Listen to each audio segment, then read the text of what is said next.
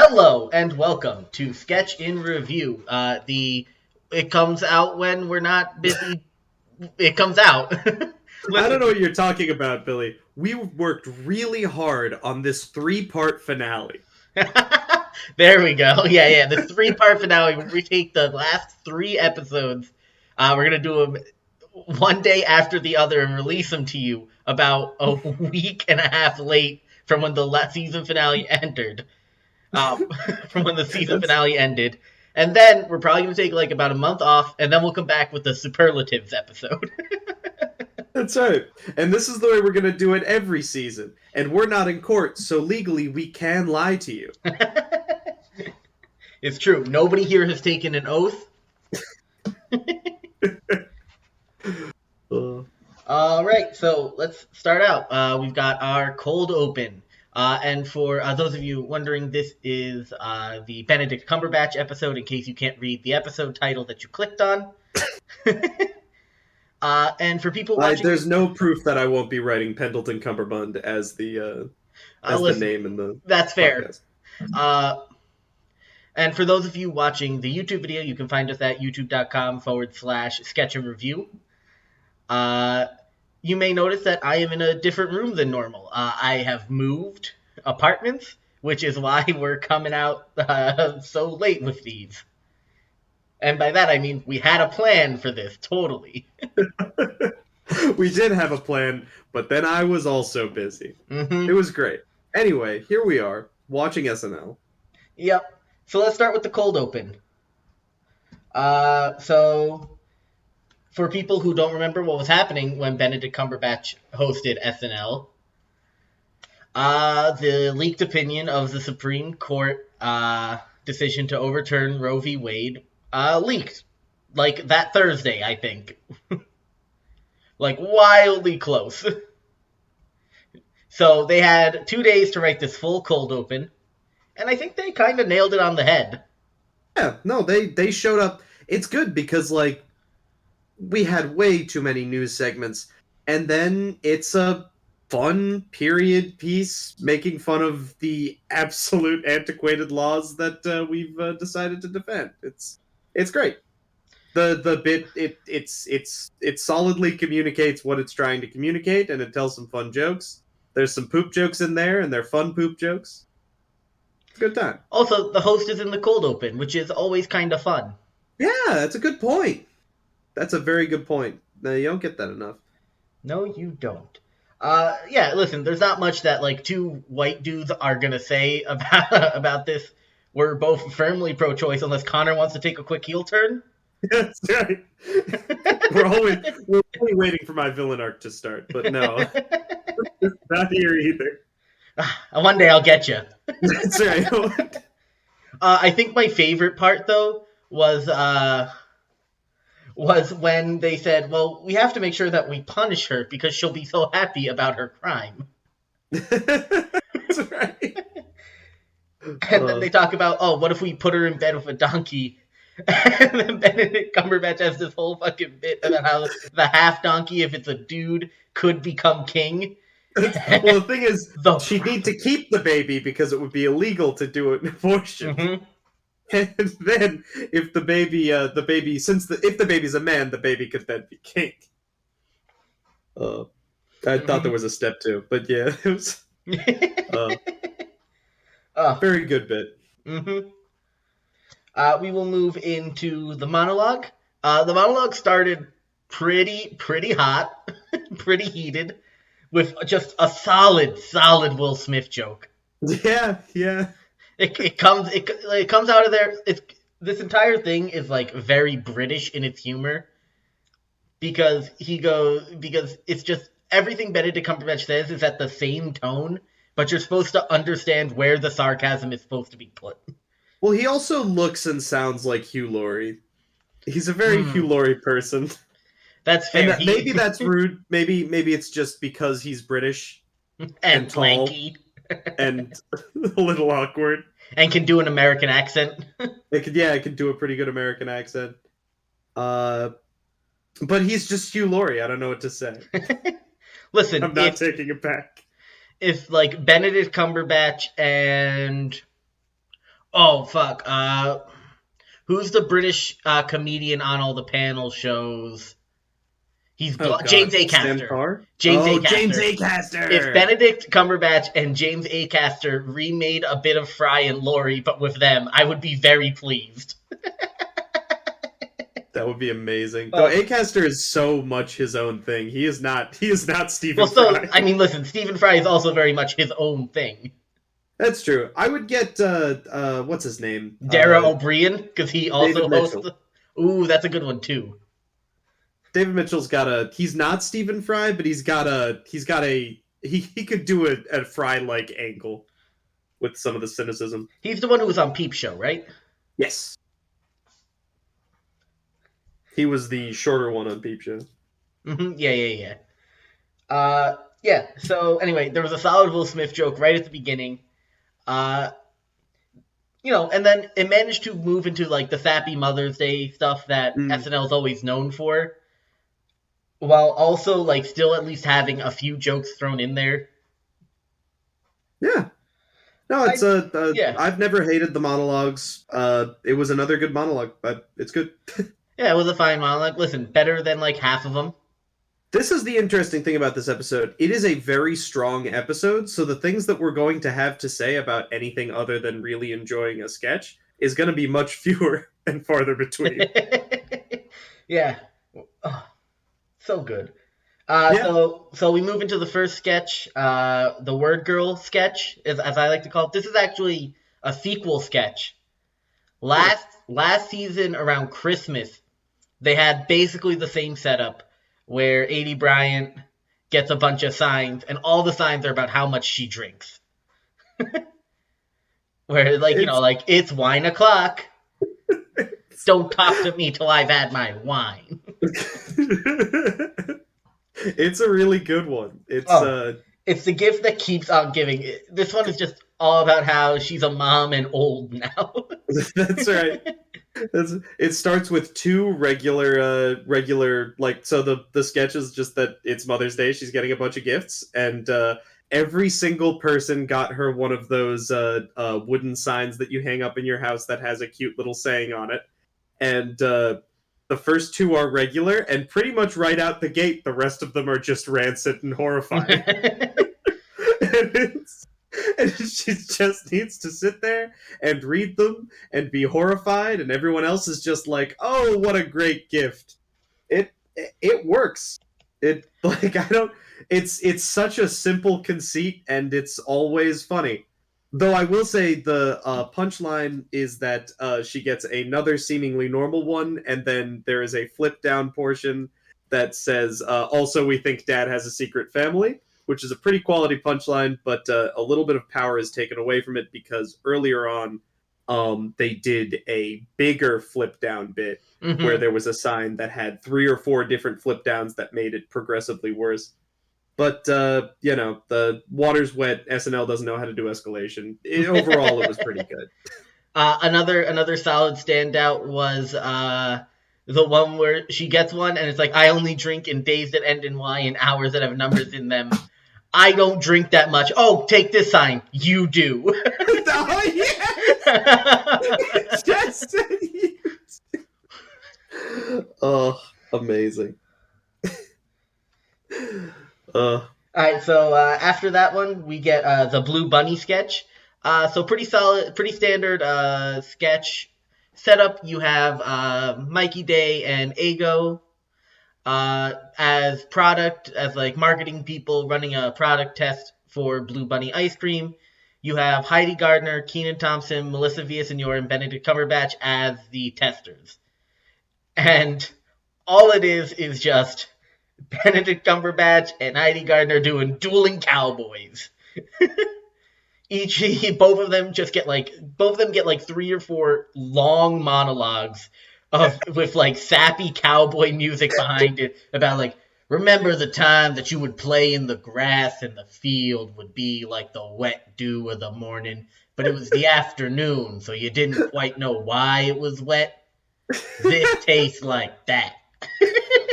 And it goes deeper and deeper, and they get sadder and sadder about like this one time that you meet an old widower whose family had died, and he feels bad for you, and he got you some ice cream, and it's just vanilla because he hasn't done anything fancy since the kids died.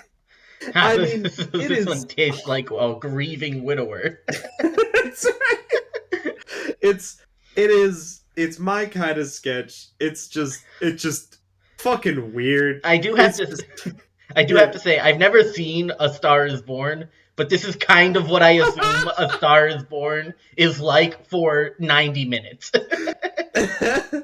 90 is it 90 minutes because it feels like one of those 2.5 hour movies.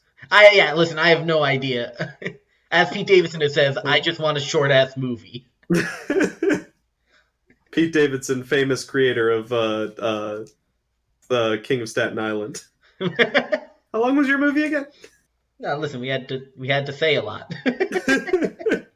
Oh, Oh boy. I think my favorite is when Heidi just goes, "Let me nap with your hurt." Let me nap with your hurt. I think that's one special thing that happened at least one other time in this season where they just like it was the king of the mayor of Gametown where they just like came up with a really funny phrase and then they demanded on saying it a bunch of times. And that is you'd be shocked how close to comedy that is. That's basically just all of comedy. That's literally steps 1 and 2, and then step 3 is how do we get there? That's right. Comedy by attrition is underrated, I guess is what I'm Listen, saying. South Park has done comedy by attrition many times. It's true. It's how you get the Tom Cruise won't come out of the closet episode. It's Because they're true. like, well, we want to say he's gay, and the lawyer's like, well, he can't. Well, you can't. They're like, all right, can we say he's in the closet? They're like, no. What if he's actually in a closet? Ugh, Oh, amazing. This is such a good sketch. primo In a night sketch. full of so many good sketches. I will say also the wildest part about this is that like Benedict Cumberbatch in like the 8 sketches does 8 completely different accents. Yes. No, the Benedict Cumberbatch is apparently a very good actor. He is a We have- dependable Cumberbatch. Is Oh. Oh, So next up that we boy. get the Just Like You sketch, which is a pre-tape in which Chloe Fineman is playing a teenage daughter. Cecily Strong is her mom, and her mom's yelling at her about coming home drunk at 17. And then the entire joke of it is just, no, I was a good kid, and then it cuts back and she was not a good kid. She was doing wild and crazy things too, but she doesn't want her kid to end up just in trouble. So she acts like it's, hey, it works. It's fun. Yeah. It's nice, and I'm so glad that they have like cute sketches like this because it gets so fucking tiring just hearing like cynical bullshit every time, rug pulls at the last second. And sometimes you just want a nice sketch Mhm. about a girl and her mom. Listen, this is comedy that's been done before, but there's a reason that it's been done so many times because it's like a deep well. Yeah, and the goes crazy for the like it's Mother's Day and we did some fun things making fun of mothers and then we did a more cute thing making fun of mothers to even things out. It just pacing wise it makes perfect sense and Mhm. it wasn't the funniest sketch. I'm talking like it was actually not funny. It was very funny. It's just like it, It's a lot of I don't know. visual humor, and it's hard to explain visual humor. It's true. It also wasn't as laugh out loud as the Christmas sketches where like the kids are destroying the house and I guess yeah, juxtaposing kids destroying the house with talking about how wonderful your kids are has a lot more punch than but then again I'm not a mom, so what do I fucking know? Yeah. Like, This is definitely one of those sketches that gets sent to like every mom who's at least heard of SNL, and they show Yeah. it to every other mom that they know. Yeah. The same thing happened with Kristen Wiig hosted an episode where it was right before Christmas, and the sketch was just that like all these kids got a bunch of presents and the mom got a new bathrobe. And it's like the kid's like, I got a T-Rex, I got a Lego, I got this, and I got this robe. And then it's like another verse, and I got this robe. And I shit you not, on Christmas, I heard my mom, who I had not shown this sketch to, playing that sketch in the other room for all the other moms. Oh. I will say that the one thing I find weird about this, and maybe it's just because I have older parents, it's weird that the grandma is at a David Bowie concert to me. Yeah. No, yes, also that.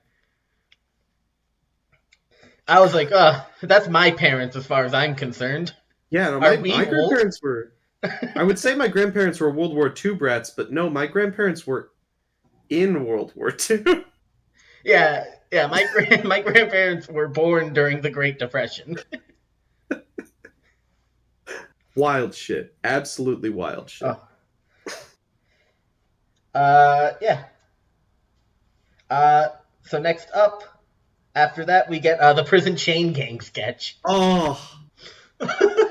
when it starts with like a bunch of people, like I love it when SNL does stylized shit. I love it so much. It's so good. Everybody just starts singing and hitting a rock, and you get two normal ones, and then you're just ready for what the third one's gonna be. It's a simple joke well told, always happy to have it. Like it's so the shtick is that they're in a chain gang, they're singing like a multi-part chain gang song. Everybody gets a verse. Whoever the first person is opens and sings their Oh, come bit. on. You know exactly who the first person is. I thought Chris Red was second. No, Chris Red was first because he needs to set the tempo for everyone else because no one else has as good musical talent. Fair. Oh, love Chris Red. It goes him. I forget who the second person is. Yeah. Which is unfortunate because it might be like Dismukes or something, but it's probably not. Oh, no. Dismukes was one of the guards, I think. No. So it's Alex Moffat as the warden, which, by the way, he plays a perfect fucking warden. Because he looks like a prick. Yeah. If there's like a prick. If there's ever like a Cool Hand Luke remake, I want Alex Moffat to play the warden. I believe it. Mikey Day is his like stooge.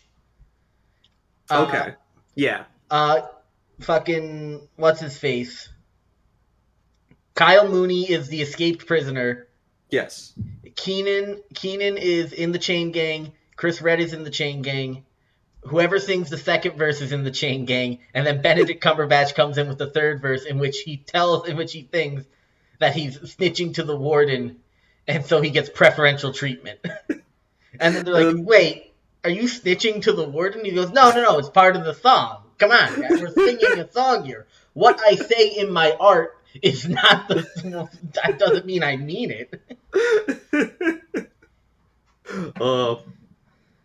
And then so we get through the first verse in which he says that he's snitching to the warden. The second verse in which he says he gets a free cherry pie every time he snitches, as he's like eating a cherry pie. That's right. And then the warden's wife comes on and starts like flirting with him hardcore, which, by the way, very jealous of Heidi Gardner that she just gets to like manhandle Benedict Cumberbatch twice. Oh. And then he gets to sing about how he's boning the warden's wife and he watches in the closet. I think that's another great part about Alex Moffat is how easily he's able to be like, I have a small penis and can't satisfy my wife with a perfectly straight face. I do. I love the fact that that he's like, yeah, and I just like to see her happy. Like he's just this. He's like this shithead character, but you know, he cares about his wife. Listen, he's better than Curly in Of Mice and Men. That's true. That is true. He didn't give a shit about his wife.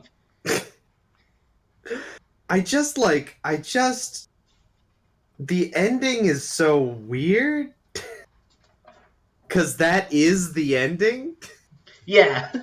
Everybody just cheers for the guy, and then it's like he's still snitching everyone, and I guess no one can do anything, so points for realism, but like There's no payoff. It just ends. Yeah. Weird.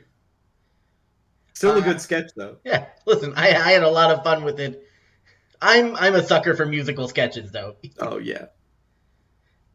Next Always a fan. up, next up is Arcade Fire's first song.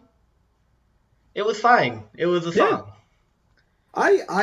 You said you are not an Arcade Fire fan, and I have heard no Arcade Fire, but you also said you weren't a Lumineers fan, and I do like the Lumineers. And that song that you said sounded like a Lumineers song, I liked.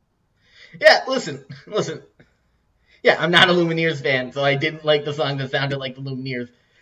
Also, it's kind of unfortunate that both songs that like we heard the full version of, we said, "Oh, this is like," and then we named someone more famous. Uh, But listen, like they're fine. I'm not gonna go seek them out on tour. well, yeah. Uh, but yeah, Yeah. uh, No complaints. They got a lot of people in their band. yeah, they look like a dad band and they're dressed like a dad band. What Or do at you mean? least maybe it could be a. They're dressed like they're all high school band nerds who haven't figured out that you can wear whatever you want to your concerts.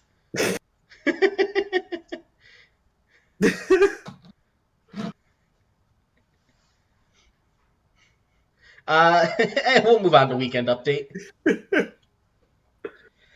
Weekend Update started hard and didn't let off the gas for 1 second. Oh yeah, no, it was a great weekend update, but it always is. Oh. Colin Joe starting off with a heater of a joke, just fucking Happy Mother's Day whether you wanted to or not. Yeah, jeez. Oh. It always strikes a perfect tone with those dark jokes because they are always very clearly gunning for the problem, but still tell it in a radical way, I guess. In a way that will make almost everyone laugh. Yeah, exactly. Almost everyone except people that can't separate a joke from actual political commentary. well, no, more just like the fact that the people that are like, well, I don't know, I actually liked the. Exactly. They can't tell a joke from actual political commentary. Well, it is political commentary. But it's a joke too. Well, yeah. Listen. I'm big on both sides that like learn to recognize a joke and shut up. Just shut the fuck up. Ugh. But anyway, what was next? Che came in with a heater or two also. And then our weekend update segment was just Kate McKinnon as Amy Coney Barrett. And her just do the 9 bit. Yeah, do the 9. What does that mean? Your 9 months of pregnancy. Oh, Come on, I didn't get it. just do your 9, plop it, put it in a basket, send it down the river, Moses it. Put it in a mailbox. That was my favorite one. Was abortion is murder, but if you have a baby, put it in a bag, stuff it in a mailbox. That's okay. Oh my god. Oh. Next up is the Lansdowne House. Lansdowne House. The fainting one. I mean, if you ever wanted British comedy, this is a parody of Downton Abbey on a BBC television show to a T. Yeah. It is just Downton Abbey, but instead of something serious happening, it's about fainting and spilling shit on your butler. Yes. As it should have been from the start. It is another very simple sketch. A lot of simple sketches tonight, which is good because that's what SNL's good at. Yeah, listen, sometimes shit just works. This is a fish in the blender sketch, and it's great. Yeah, the joke is this guy's got a lot of upsetting things to say to his family, but they do a good job because they don't try to layer it by his things getting progressively more terrifying. He's just saying like, things that you would need to say to your family in the time. So he's like, I'm going off to World War One, and then his sister goes to faint on the fainting couch, and then misses and knocks over a bunch of glasses. And then, if this is true, what else is true? She goes, she tells her something else, and then she goes to faint, and then instead of fainting on the couch, she falls and knocks over a table. And then the next time, she purposefully runs across all of the shelves of expensive things and knocks them off. And then she gets over her fainting spell, and then Benedict Cumberbatch, in celebration, tries to get some hot soup, and then he has a fainting spell and knocks over the hot soup. They even do a fun little thing where it looks like he's gonna fall in the soup, but then he fakes him out and knocks the soup into the butler's face. All very funny. All physical comedy that is hard to communicate, but just it's a fun physical comedy sketch, and we don't get enough of those. Mm-hmm. So then we get the sit on the toilet sketch.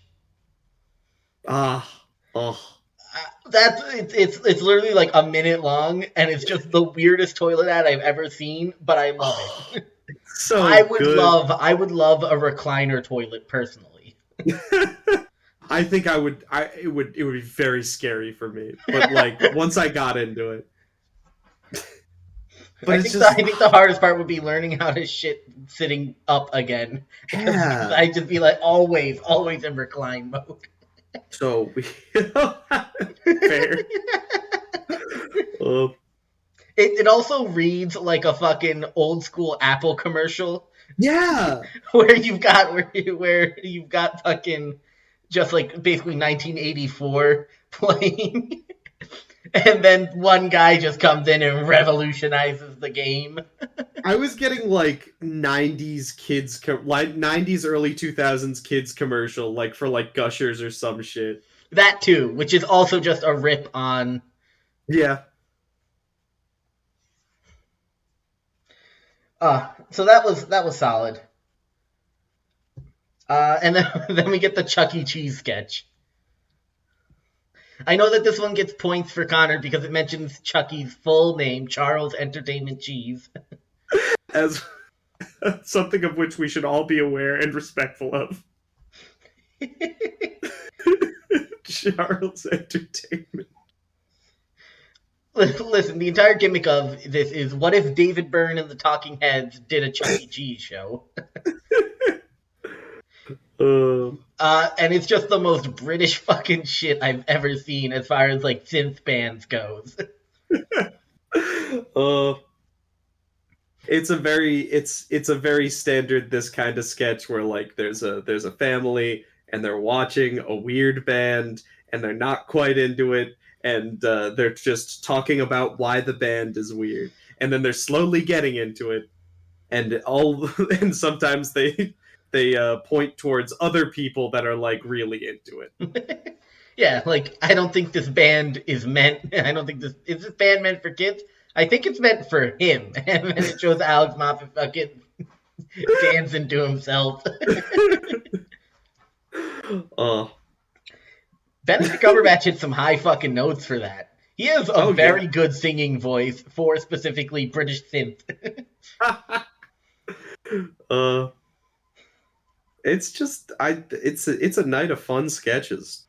Hard to find notes. Mm-hmm. You just love it when a good sketch comes together. Arcade Fire numero dos, i.e., what if Arcade Fire was Bruce Springsteen? They were. Listen, if you're an Arcade Fire fan, email us at billyhatemail@gmail.com and tell us why we're wrong about Arcade Fire. We'll read it on air and decide and argue for our point against you without you being here to defend yourself from your points, so that we can straw man you and make ourselves look better. No, I'll probably immediately concede. I don't care enough about my current opinion on Arcade Fire to you write in about Arcade Fire, and I will take your I will side fold like Billy. a table immediately. Immediately. You've never seen a backbone so flimsy. I will jump ship like that for you. I will I will jump ship like it's the Titanic.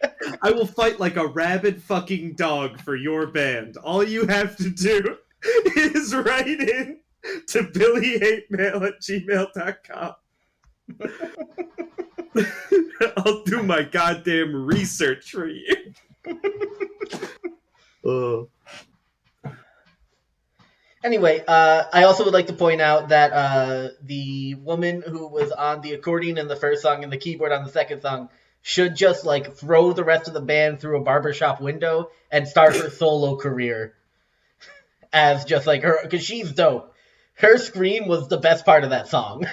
Yeah, yeah. Though I don't know why they kept muting the accordions. Maybe I just don't know anything about music, but I didn't hear much accordion in that song. I just heard some dude playing 3 chords on a guitar a bunch of times. Which had 12 strings. A 12 string? 3 chords, though. Funny thing That's about right. those 12-string guitars, they can only play 3 chords. We get to the 10 minutes to 1 sketch, which is the Understudy.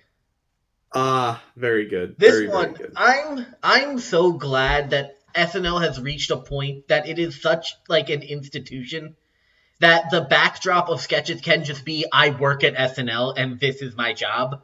And Yes. It's just ridiculousness. I understand that fucking like Please Don't Destroy have been doing this for all their sketches. But there's something very fun about the idea of like, no, I'm actor on the show and my job is completely Yeah. other part of this company that exists. It's so good.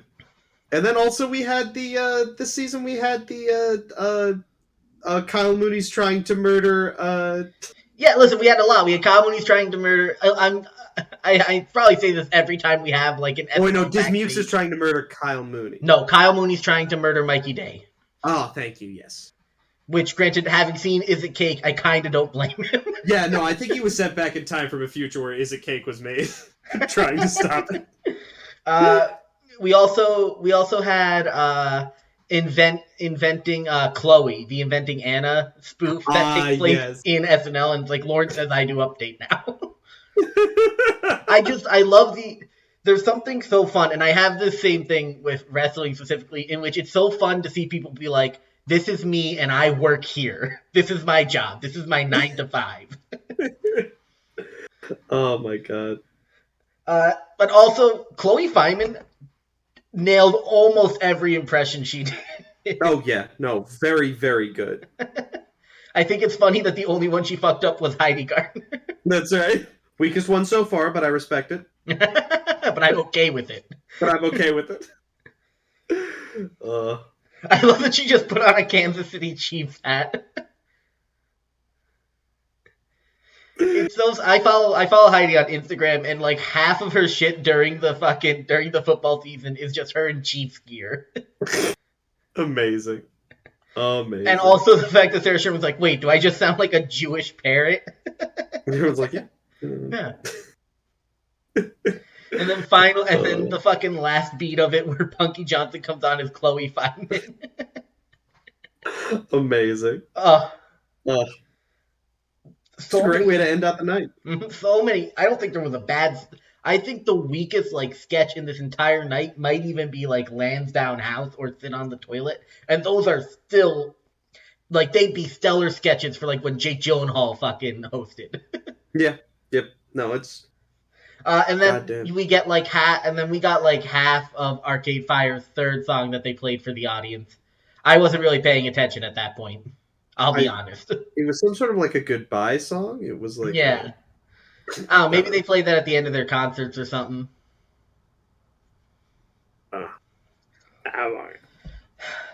All right. So getting into it, we've got Offensive Player of the Week. Offensive Player of the Week is generally someone who's going to be the weird person in sketches. They're leading the sketches, making sure that the plot moves forward, and are generally the main focus of the sketch. They're doing the funny. Yes. So this week, my Offensive Player of the Week is going to be Benedict Cumberbatch. I think he's leaps and bounds. The host has a much easier time being Offensive Player of the Week because generally the show is about showcasing that person. However, he goes leaps and bounds above what a normal host does. He does a different accent in almost every sketch. He's in the cold open. The only thing he didn't do was Weekend Update. Yeah. No, it's hard not to agree with you on this. He did a spectacular job. He threw his back into it, and he was in every sketch, and he was generally the best part of that sketch. I'm not going to give it to him. Not because he didn't do a spectacular job, mostly just because of how well Chloe Feynman did in that last sketch. And she's new, right? She's featured, or is she not? She is not featured as of this season. I see. So she's still new to the thing Third to year. the She's a third year. yeah. So I think that she should get a recognition for showing up quite as hard as she did in that one sketch. Uh, and I'm gonna do that here. Uh, and also because I feel perfectly all right. Also putting Pendleton Cumberbund in the defensive player because he was Defend in every sketch and he helped as much as he pulled. Like he was just he wasn't necessarily the driving force of the sketch where everybody's falling all over the soup. He was just setting up the whole scene. He can defend a scene as well as he can run it, and he or I guess he did a very good job overall. So I'd give him the defensive player on my end, just to give Chloe a pop on it. defensive player of the week is generally someone who takes a secondary role in scenes. They will be the straight man in it, generally calling out the weird, and generally it's the audience's eyes into the sketch via perspective. Uh, they make good scenes great. They make bad scenes good, and they make terrible scenes tolerable. That's Yes, generally what a defensive player will do. I agree with your sentiments on Benedict Cumberbatch. I don't think anyone else had too purely strong of a showing at any one point to stand out as a defensive player.